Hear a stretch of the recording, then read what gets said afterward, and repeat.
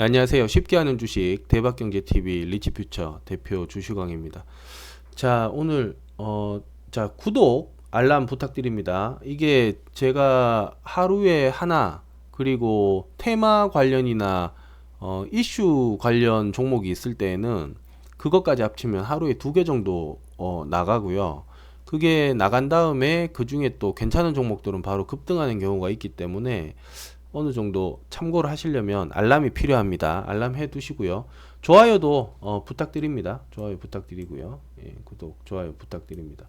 자, 오늘은 뭐 저희는 잠시 좀 한국전자 인증 수익이 났고요. 17.61. 이게 한국전자 딱 보면 뭐 이름 안 가려도 뭐 다 아시죠? 백광소재 수익이 났습니다. 백광소재는 이 시황을 잘 보셔야 돼요. 시황을. 제가 요거 돼지 열병 관련주 아직 살아 있다. 요거를 11일 날 했습니다. 11일 날. 예. 10월 11일 날 돼지 열병 관련주 아직 살아 있다. 이 이야기를 말씀드렸어요. 이야기 말씀드렸고 여기 안 보면 놓쳐요. 안 보면 놓친다고. 그 꼭 너무 급해 가지고 오늘 사서 오늘 올라가든지 아니면 오늘 사서 내일 올라가는 이런 거를 자꾸 생각을 하시니까 정상적인 투자에서 멀어집니다. 물론 그렇게 해서 돈을 버는 분들이 많지는 않지만 있어요. 근데 그거를 추종한다는 것 자체가 쉽지 않아요. 물론 그걸 뭐 추종하고 연습하는 건 다 좋은데 조금 기다릴 줄 아는 매매 그게 필요하다. 예. 자, 이렇게 하고 시황 바로 시작하겠습니다. 자, 나스닥이 급등을 했습니다. 나스닥도 자, 미중 무역 지금 스몰 딜이 있더라도 뭐 낙관한다 뭐 이런 내용과 함께, 그리고 프랑스 영국 브렉시트도 뭐 괜찮다. 영국이 또 뭐 갑자기 나오면서 이게 또 이슈가 되네요. 영국 브렉시트 이야기는 나오지도 않다가 예. 자, 이렇게 해가지고 시장이 괜찮다 이렇게 지금 보여집니다. 뭐 브렉시트 타결감이 나왔다 뭐 이러고 있어요. 예, 이거는 제가 봤을 때 글쎄요, 올라가는 어떤 흐름에서 원동력이 필요하다 뭐 이 정도. 예, 그리고 다우지수는 은행 뭐 깜짝 실적이 나왔다 이렇게 해서 S&P 500이 1% 가량 올랐습니다. 자, 우리나라 은행들도 한번 보겠습니다. 원래는 은행들이 제일 좋은 거는요. 자, 지금 한번 볼게요. 신한지주, 자, KB금융, 회사들은 다 좋아요. 실적도 괜찮고 다 좋은데 문제는 주식이 안 가서 문제지. 주가가 안 가가지고 그게 문제죠. 그게 문제죠. 아무리 뭐 회사가 좋고 뭐 뭐건 간에 내가 사서 바로 올라가는 게 제일 좋은 주식이다. 오래 기다리면 기다릴수록 안 좋은 주식이다. 이렇게 틀린 말이 아니죠. 자, 금리 인상이라는 게 은행으로 봤을 때는 호재입니다. 왜냐하면 금리가 뭐 다 같이 올라가는 거기 때문에 금리 올랐습니다라고 할 때 대출금리도 상승이 되고, 대출금리가 이제 은행은 주요 수입원이 이자놀이입니다. 이자놀이. 대출을 통한 이자놀이인데 대출금리 상승이 되면 은행 이윤이 급격하게 올라가겠죠. 자, 그런데 요즘 같은 경우는 금리 하락을 이야기를 하잖아요. 금리 인하. 금리 인하를 얘기하죠. 경기 부양에 따른 금리 인하를 얘기하는데 자, 한번 보겠습니다. 뉴스 잠시 볼게요.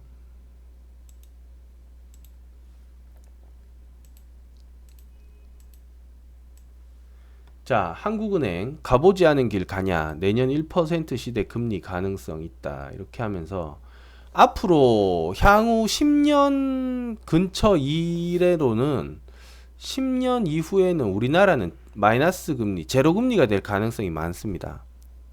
예. 자, 이 금리라는 거는 이렇게 보셔야 돼요. 처음에는 이제 돈으로, 첫 번째는 돈입니다. 돈으로 돈을 풀어요. 이게 양적 완화입니다. 돈으로 풀어요. 양으로 그냥 때려 미는 거야. 힘드시죠? 돈 좀 드릴게요. 이렇게 돈으로 풀어요. 돈이 없으면은 뭘 하냐? 순서는 다를 수 있어요. 금리 인하하고 돈을 풀 수도 있고, 예. 그 다음에는 금리 인하를 해요. 금리 인하. 이 양대 카드인데, 예. 받는 이자를 좀 적게 받겠다는 거죠. 빚을 다달이 조금씩 받는 이자를 내가 조금 더 깎아주겠다는 거죠. 그럼 그게 쌓이고 쌓여서 결국 누구든 주머니에 남아있을 거 아니에요. 그렇게 해서 돈을 풀어주는 거거든요. 근데 이거는 장이 좋을 때 쓰는 정책은 아닙니다. 예. 시장 경기가 좋아가지고 장이 막 화랑이고 괜찮을 때는 금리 인상을 하죠. 아유, 서로 다들 잘 버는데 잘 버는데도 더 투자를 하려고 대출을 한다? 그럼 이자를 좀 더 내세요. 이렇게 되는 거예요. 예. 그런데 금리가 이제 내년 금리 1% 시대 가능성 지금 1.25입니다. 1.25. 자, 여기 한국은행 기준금리 역대 최저 1.5%로 인하.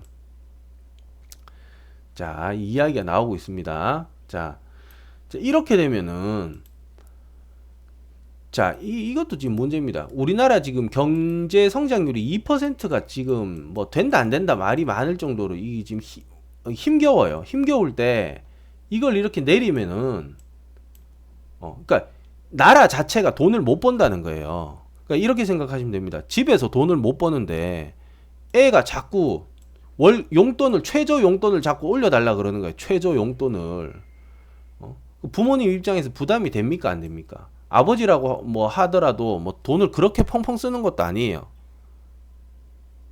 근데 애들이 머리띠 붉게 물고는 빨간 머리띠 묶고는 최저 용돈 올려달라고 하고 이렇게 되면은 그러면 그 최저 용돈을 주는 기준은 어딘가?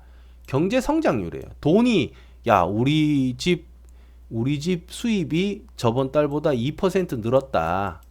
요 정도 여유가 있으니까 이 안에서 좀 늘려줄게 라고 하는 게 그래서 은행의 이자도 항상 이 경제 성장하는 이 경제 성장률에 비슷비슷하게 가는 거지.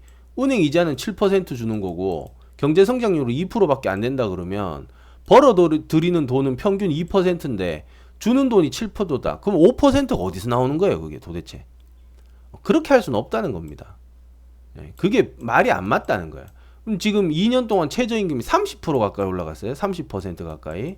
이걸 어디서 메꾼대야? 어디서 메꾸냐? 없어요. 그냥 의심이야. 대기업 현금 많잖아. 풀어 이거예요. 니들 현금 갖고 있는 거 아니까 풀어라. 이겁니다. 이거 아니고서는 10배 이상 이렇게 튀길 수가 없는 거예요. 예. 그렇죠. 그래서 지금 우리나라는 오늘 뭐 저희 회원님 저한테 카톡 영상도 보내주셨습니다만은 일본보다도 뭐 지방이랑 이런 거 전체적으로 따지면 일본보다도 최저임금이 높다 이렇게 판단이 되더라고요. 그래서 이것도 좀 문제가 있는데 아무튼 이제 금리 인하 그러니까 우리는 앞으로 우리 시대에는 앞으로 금리 인하를 이제 대비를 해야 됩니다. 그러니까 저금리, 초저금리를 대비해야 된다. 초저금리를 대비해야 되는 거야. 그러면 이제 은행에 돈을 지금 이 얘기도 나옵니다. 1%도 이자가 안 되는데도 은행에 돈을 맡기려고 난리가 난다. 은행에 지금 그러니까 현금이 꾹꾹 쌓인대요. 그만큼 우리나라 어떤 재테크 하는 이런 어떤 투자들이 불안정하다는 거죠. 지금 재테크 수단이 뭐 특별히 할 게 없습니다. 부동산 좀 살려고 그러면 다 막아놓고, 그 다음에 은행이자 뭐 이렇게 조금, 뭐 주식 하려고 그러니까 주가는 계속 지금 20개월째 떨어지고 있고, 주식이 지금 재밌는 게 아니에요. 뭐 기법 공부하고 뭐 하면서 뭐 이렇게 벌었다 잃었다 하면서 뭐 주식이 지금 어디에 있는지도 모르는 분들이 천지예요. 뭐 그거 상관없이 벌면 되는데 주식이 지금 이러고 있습니다. 이렇게 이렇게 떨어지고 있어요. 주식 재밌죠? 이렇게 떨어지고 있는데 뭐 재밌죠? 지금 재밌다는 건 이제 돈이 좀 벌린다는 건데 쉽지 않아요. 쉽지 않아요. 가치 투자가 답입니다. 가치 투자가. 자, 아무튼 뭐 매매는 계속 하면 되겠습니다. 매매는 추세가 요렇게 상방으로 지금 괜찮게 간다. 요렇게 상방으로 괜찮게 가고 있기 때문에 매매는 계속 하면 되고, 금리는 지금 그러니까 우리는 이제 초저금리를 준비해야 될 텐데 앞으로 어떻게 할 거냔 말이에요. 이게 지금 사회적으로 지금 굉장히 문제가 됩니다. 사회가 안정화가 돼 있고 돈을 따는 사람은 따고 버는 사람은 벌고 잃는 사람은 잃더라도 투자라는 어떤 개념이 굉장히 이렇게 안정화가 돼 있어야 되는데 지금 투자할 수 있는 게 뭐 있습니까? 라고 딱 한 세 가지만 말해 보세요 라고 한다면 쉽게 말할 수 있는 게 잘 없어요. 안정적인 투자를 뭘 하실 수 있습니까? 라고 한다면 그러니까 정부가 합법적으로 허락한 거 안에서 투자를 해야 되잖아요. 없어요, 없어. 이렇게 해놓으니까 은행으로 돈이 막 들어오는 거야 지금. 주식? 이랬는데 지금 아까 보셨죠? 22개월째 떨어지고 있습니다. 주가가. 왜 저럴까요? 왜 저럴까요? 뭘 잘못했으니까 저렇게 떨어질 건데 왜 저럴까요? 과연? 우리나라가 이 잘 사는 우리나라가 OECD 지금 전 세계 지금 랭킹 거의 12, 11입니다. 잘 살아요 우리나라. 잘 삽니다. 20개월씩 떨어져도 버티잖아요. 사람들이 죽는 소리 안 하면서 버티잖아요. 집에 돈들도 많고 잘 살아요.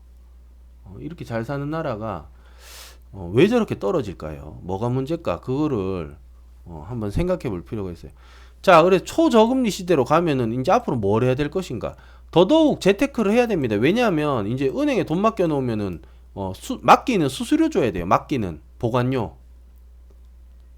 은행에 돈 맡겨 놓으면 이제 보관료 줘야 됩니다. 보관료. 이제 앞으로 한 10년 뒤면 그럴 가능성이 있어요. 1년에 한 0.25%씩만 줄여도 초저금리로 줄여도 저금리 한다고 줄여도 4년이면 1%잖아요. 그러면은 한 8년 뒤면은 마이너스 되겠네.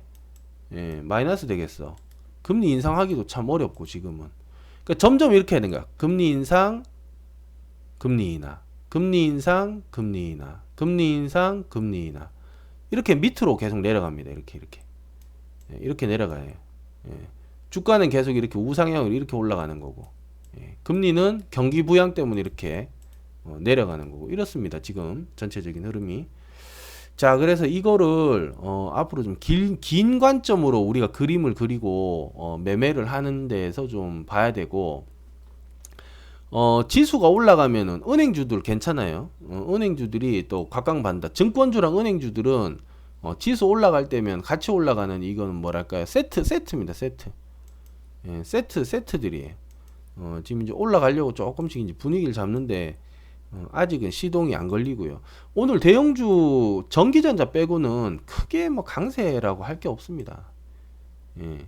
장이 지금 코스피가 떴는데도 지금 삼성전자도 지금 고점에서 이제 음봉 나오고, 예. 코스닥이 좀 강하고요. 오늘 코스닥이 좀 강하고 저희도 코스닥에서 수익이 지금 잘 나오고 있습니다. 예. 자, 그래서 앞으로 계속해서 좀 초저금리 시대를 좀 대비를 해야 된다. 멀지 않았어요. 이제 저게 투자를 할 때 분명히 이야기가 나온다. 자, 그 다음에 어제 문재인 대통령께서 현대자동차 방문을 해가지고 자율주행차, 무인차죠, 무인주행차를 상용화를 세계 최초로 하겠다라고 본인이 이야기를 했습니다. 그리고 이제 현대자동차 사장님도 이제 정부에서 밀어주면은 뭐 큰 효과가 나타날 것 같다라고 이야기를 했는데요. 자, 이거 아직은 시기상조입니다. 시기상조고, 문제는 사람이 핸들을 잡다가 사고가 나면은 그 사람이 그냥 책임을 지면 돼요. 예, 사고는 나면 안 되지만. 그래서 물론 기계가 사람보다는 이렇게 알고리즘을 딱 정해놓는 게 훨씬 정확합니다. 아마 사상자 수가 확 줄어들 거예요. 자동차로 인한 사고 사망자 수가 확 줄어들 거예요. 그런데 어쩌다가 일어나는 그 뭐 99% 안전하고 1% 때문에 일어나는 그 실수 때문에, 그럼 그건 누가 보상을 해주느냐 말이죠. 회사 믿고 차 샀더니 차가 갑자기 논두렁으로 날았다. 그래서 뭐 사람이 뭐 몇 명 죽었다 이러면은 그걸 어떻게 보상을 해줄 거냐는 거야. 이게 차라리 타이어 하나 바람 빠진 차를 파는 것보다 무인차 파는 게 더 어렵다고 봅니다, 저는. 여기에 대한 어떤 법적인 굉장히 세부적인 조치가 없다면은 이게 두고두고 문제가 될 거예요. 예. 두고두고 문제가 될 가능성이 지금 큽니다. 예. 자, 아무튼 일단은 지금 거기까지는 사람들이 생각을 안 하고 무조건 기술 그리고 무조건 개발인데 일단 개발돼 놓고 이제 그 다음에 문제겠죠. 그래서 자, 지금 자율주행차 쪽도 한번 제가 섹터 마련해서 종목들 한번 뽑아서 브리핑을 좀 하도록 하겠습니다. 좀 봐주시고요. 그 다음에 아베 대화해야 된다. 이제 이 총리, 이낙연 총리 이제 한일 관계 중요해서 아베 총리는 대표적인 친한파예요. 친한파. 이 사람은 대놓고 그 일본 그 국회의원들 전부 저기 참의원들 전부 저기 한국식 식당 가서 뭐 삼겹살 구워 먹고 김치 볶아 먹고 그러고 있습니다. 이 사람은. 예, 물론 이제 일본을 위해서 일을 하는데 그래도 한국 문화나 이런 게 굉장히 친숙한 사람인데 지금 뭐 많이 좀 상태가 안 좋아요. 뻐그러졌죠. 그래서 이거가 지금 지소미아 지금 종료되기 전에 가가지고 잘 좀 이야기해서 지소미아 복구부터 해가지고 잘 좀 진행이 됐으면 좋겠어요. 예. 잘 좀 진행이 됐으면 좋겠습니다. 예. 남을 미워하고 뭐 이런 거는 실체가 없는 거거든요. 예. 그것 때문에 막 경제까지 우리가 타격을 받아가지고 이렇게 떨어지고 하는 걸 보면은 참 안타깝습니다. 예. 그래서 이거 요거에 관한 것도 조금 한번 볼 필요가 있어요. 이것 때문에 떨어진 주식들은 이거 해결되면 다 올라갑니다. 그것도 한번 볼 필요가 있어요. 예. 자, 그 다음에 아까 말씀드렸던 돼지열병. 이거는 제가 10월 11일 날 아직 살아있다고 말씀드렸잖아요. 이거 경기 연천군 돼지 농장에서 열병 의심된다. 지금 멧돼지가 돼지열병 걸려가지고 전국을 지금 누비고 있습니다. 그 북한에서 넘어온 멧돼지들. 그 멧돼지는 뭐 국경이 없으니까 여기 좀 춥다 그러면 옆으로 가는 거고 뭐 그런 거예요. 그래서 멧돼지가 너무 열심히 돌아다니고 있기 때문에 이거 한 번에 잡기 어렵다. 이거는 앞으로 계속 두고 돼지열병 계속 이야기 나온다. 나올 가능성이 제가 봤을 때 한 80% 이상입니다. 이게 좋은 어떤 재료거리가 될 수 있기 때문에 돼지열병주 관련 공부를 좀 해보세요. 아주 재미있을 겁니다. 예, 괜찮아요. 예. 자, 이렇게 하고 오늘은 여기까지 하고 2시에 시황 전부 마치겠습니다. 자, 내일 뵙겠습니다. 감사합니다. 알람 꼭 해두세요. 알람 꼭 부탁드립니다. 예, 구독 알람 부탁드립니다. 예, 마치겠습니다. 그리고 오전에 그 새벽 배송 관련주도 제가 여기 방송을 했어요. 새벽 배송 관련주를 유튜브에 방송을 했는데 이거 이마트 제가 말씀드렸잖아요. 이마트. 예, 이마트. 이거 바로 급등합니다. 그래서 알람을 꼭 해두세요. 알람 안 해놓으면은 아침에 득보 이런 거 뭐 한번 볼 수도 있는 건데도 놓쳐버립니다. 예. 마치겠습니다. 감사합니다.